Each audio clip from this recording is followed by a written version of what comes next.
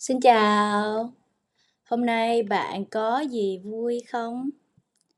Hôm nay bạn có ăn gì chưa? Hôm nay bạn có ăn gì chưa? Hôm nay mình đã ăn mì trộn. Hôm nay mình đã ăn mì trộn vào buổi sáng. Bây giờ mình sẽ kể cho bạn nghe câu chuyện về Peter đi ăn một quán ăn mà ở đó không có người nước ngoài nào. Ở quán ăn mà Peter hôm nay đến, không có người nước ngoài, chỉ có người Việt Nam thôi, chỉ có người Việt Nam thôi. Đây là lần đầu tiên Peter đi ăn một quán ăn mà ở đó không có người nước ngoài. Ok, bạn đã sẵn sàng để nghe câu chuyện của mình chưa? Bắt đầu nào! Một ngày kia, Peter đi ra khỏi khách sạn của mình. Peter đi ra khỏi khách sạn của mình. Vừa mới thức dậy, Peter đi ra khỏi khách sạn của mình. Khách sạn của Peter nằm ở trong một đường hẻm 143. Khách sạn của Peter nằm trong đường hẻm 143. Peter nhận ra đường hẻm này nhìn rất là nhỏ. Đường hẻm rất là nhỏ và ngoằn ngoèo. Đường hẻm ở trong khách sạn của Peter rất là nhỏ và ngoằn ngoèo, giống như một mê cung. Mê cung là những cái đường nhỏ và đan xen với nhau. Bạn không biết đường ra mê cung, mình rất khó để tìm đường ra, rất khó để tìm đường ở trong mê cung. Cái hẻm ở trên đường, cái hẻm của cái khách sạn của Peter giống như cái mê cung vậy đó, nhỏ và ngoằn ngoèo. Nhiều nhà san sát với nhau, nhiều nhà gần gần với nhau. Peter nhìn quanh, Peter nhìn xung quanh, Peter nhìn xung quanh.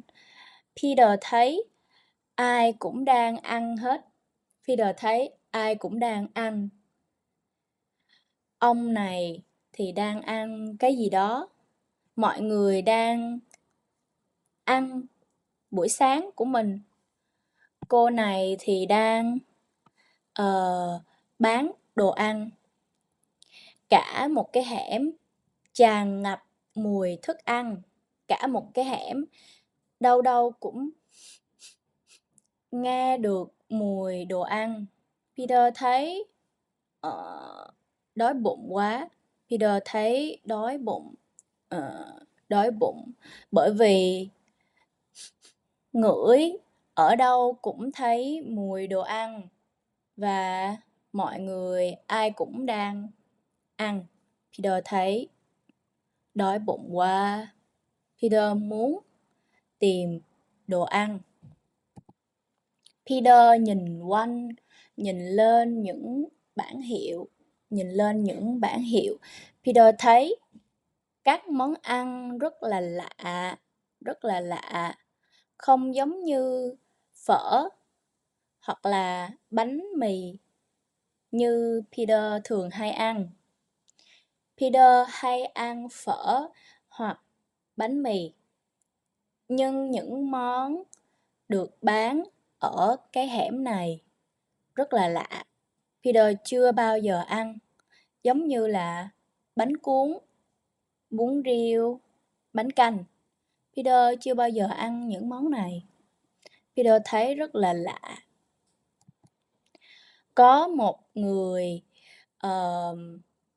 người dân địa phương ở đây. Anh này bán bánh cuốn và bánh canh. Bánh canh thì thường ăn với súp. Bánh canh thì thường có súp, còn bánh cuốn thì ăn với nước mắm. Bánh cuốn thì ăn với nước mắm chua ngọt.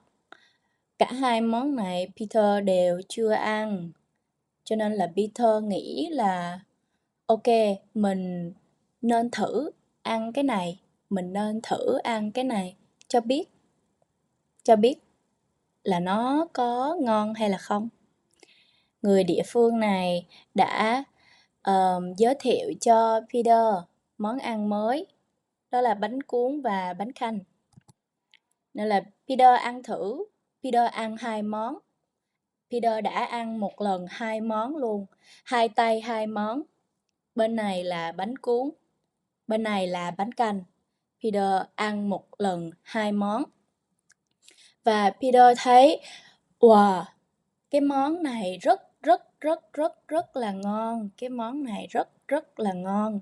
Peter chưa bao giờ ăn món nào ngon như vậy. Peter đã tìm ra món ăn Việt Nam mới mà Peter thích. Peter thấy rất là vui, rất là vui.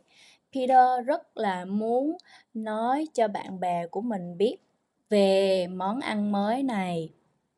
Peter rất muốn nói cho bạn bè của mình biết về món ăn mới này. Sau khi ăn xong, Peter rất là hạnh phúc bởi vì hôm nay được ăn một món ăn Việt Nam mới rất ngon. Peter thấy rất hạnh phúc. Peter bắt tay người địa phương kia. Anh bắt tay, hai người bắt tay nhau và Peter chào anh. Peter nói là hẹn gặp lại. Tôi sẽ quay lại đây để ăn món này. Peter muốn quay lại cái hẻm này để ăn bánh cuốn và bánh canh. Vậy bạn đã bao giờ ăn bánh cuốn và bánh canh chưa? Nếu chưa, bạn nên thử ăn bởi vì nó rất là ngon. Rất là ngon.